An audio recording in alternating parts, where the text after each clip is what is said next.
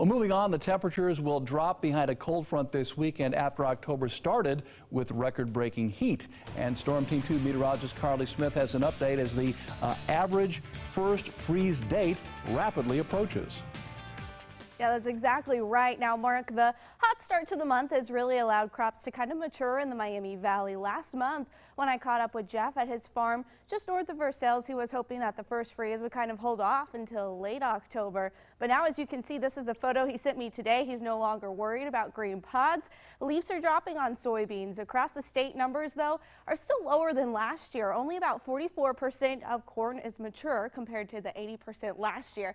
68% of soybeans are dropping leaves, and many farmers are kind of ahead on their winter wheat planting because they didn't get to plant as much corn and soy earlier in the year due to the flooding. But now all eyes are kind of shifted on that weather system that's building over the northern Rockies, already producing some snow across areas in Montana. Winter storm warnings are in place in those areas, and we're also tracking colder temperatures across the Plains state. You can see that here. Freeze watches and warnings are in place all the way from southern plains there into the Texas Panhandle. October 31st is their average first freeze, so that will be ahead of schedule. And the average first freeze there into Nebraska there, especially Lincoln, Nebraska, that average first freeze is October 5th, so that's about on schedule. There's that colder air dipping into the plains as we look ahead to Friday. That is going to track into Ohio, but notice it takes that northward turn, so we are going to get colder air, but not the coldest air.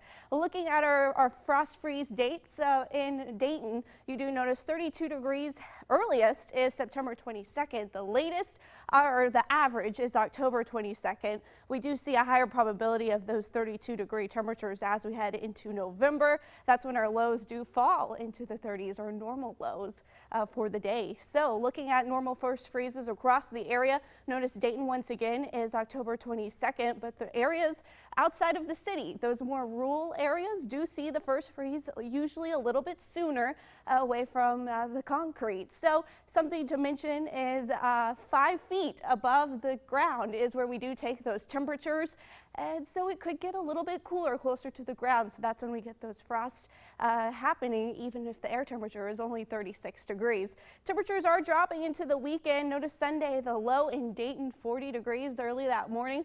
Well, some of those more rural areas could be seeing temperatures in the 30s. That'll be something to watch. And of course, Chief Meteorologist Brian Davis will have a complete look at the forecast coming up.